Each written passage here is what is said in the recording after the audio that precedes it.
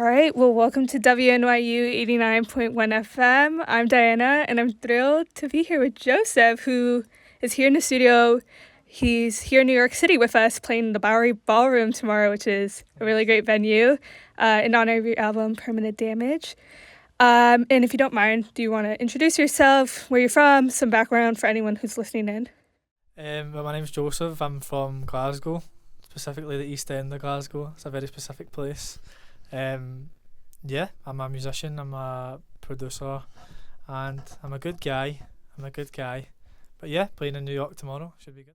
Awesome. And we're very honored to have you here, and it's lovely having you here in New York City. I know you got to tour around the UK and Ireland in March for the album Permanent Damage. How was that run of the tour? I know you got to play some pretty amazing venues like London's Roundhouse, and then you got to end it off with some Glasgow shows, which must have been pretty special getting to play there. Yeah. Aye, man, it's like the Roundhouse was just like unbelievable. Like I don't know if you've ever been in the venue. It's like it looks like a coliseum. It's a big circle room. It was unbelievable just to be able to play it that big a room at this point in my career. But also finishing in Glasgow, like there's nothing like being from Glasgow and playing in like that venue. It was just unbelievable. It was such a special. It was a lot of drunk people having a good time for sure. Awesome. Well, we're very glad to have you here, and now to sort of dive deep into Permanent Damage, which is very fabulous, very lovely album. This album and the writing process, it's your debut album. Yeah. So with writing and creating the sound for this, was it particularly difficult, or was it more something that was natural you had in mind when you were wanting to create this debut album? Well, I had the stories, like I had the writing, like I knew what I wanted to write about, and I knew what the theme was going to be, but you can't swear on the radio, can you? You can't swear. You could. It was fucking hard making an album. It's so difficult. Yeah, I spend so much time alone, especially because it was just me and one other producer.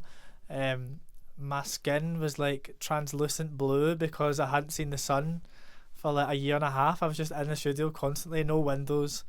But I feel like when you spend that much time with one subject, it makes you confront a lot of feelings, and it was difficult, but at least I got like the body of work at the end of it.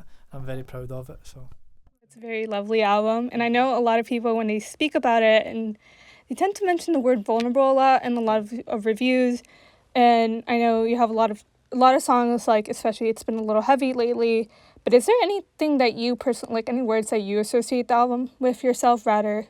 Because I know everyone will give it its own designation. I don't even know. I feel like it's maybe like insular, hopeful as well. I feel like there's like a theme of like sort of getting used to a new version of yourself, and then being hopeful at the end that you're going to be okay. And because I feel like there's no point in writing music that's quite down in the dumps if there isn't a light at the end of the tunnel. So yeah, hopeful and like funky. Something that's like you can dance to it. So but yeah, I don't really know. Well, with this album, is there a particular song that you've leaned into a little bit more, or a song that you think deserves a little bit more attention?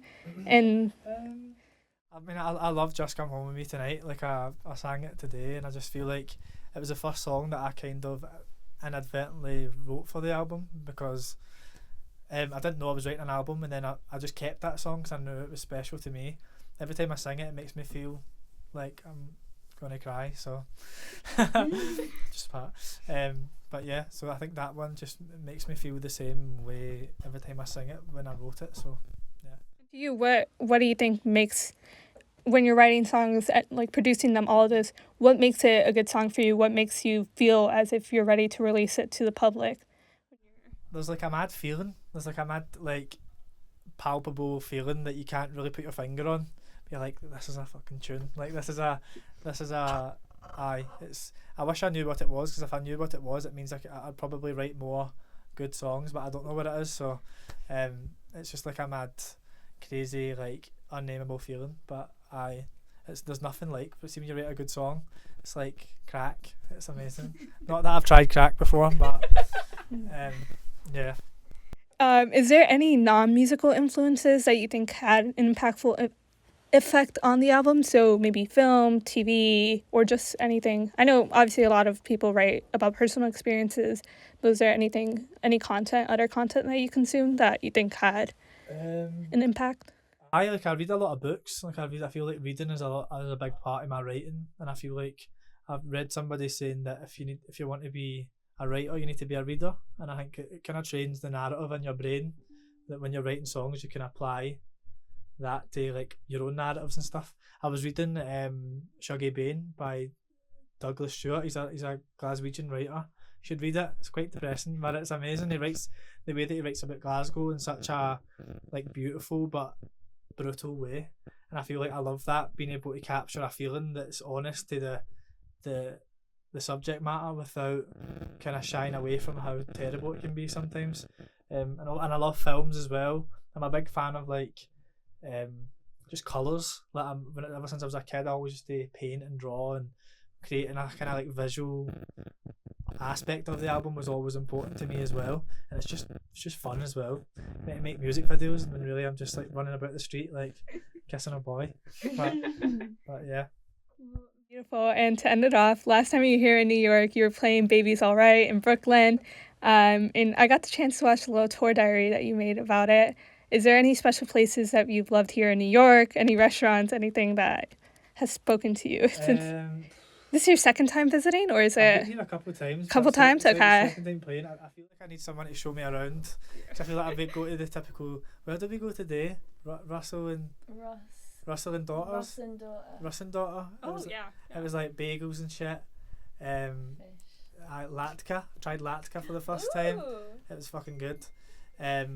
But we went to this this is a random story. We went to this random pizza place, and we walked in, and it was this like Italian American man. He was like a character from a film, and he was like, "Hey, how you doing?" And I was like, "This is genuinely what New York. I always thought it was going to be." So shout out to that random guy. I actually think his name was Tony, which is just like hilarious. Tony. But yeah, you need to show me around. Yeah. Well, we're always here in New York City, WNYU. Well, thank you so much for joining us. It's lovely to have you here, and it's amazing having you here for our Live in the Basement session. And obviously, anyone listening in, you can find Joesef on Instagram at Joesef times 3. Joesef, and TikTok and Twitter at just Joesef, and of course, listen to Permanent Damage. And thank you for joining us. Thank you for having me.